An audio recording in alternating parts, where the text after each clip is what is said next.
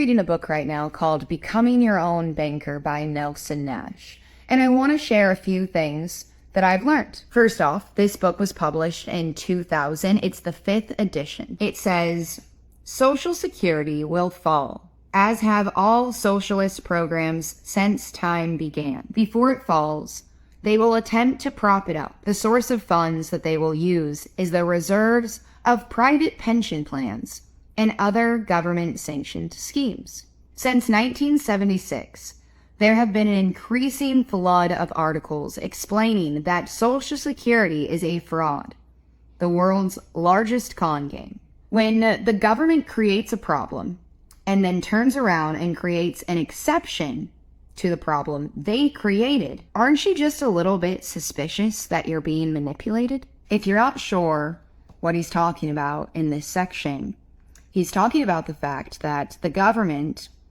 will have a problem. They don't have enough money, right? And so they create a system that will allow them to receive more money. And where does that money come from?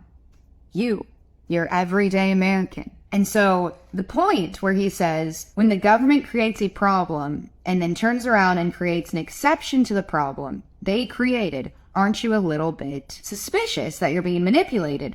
And this is talking about the fact that there is a 401k and they made an exception to the 401k, that there is now a Roth IRA. And so if the first thing that they implemented, the 401k, isn't working, and they have to now introduce a Roth IRA that seems better, aren't you a little suspicious as to what's happening? I know I am.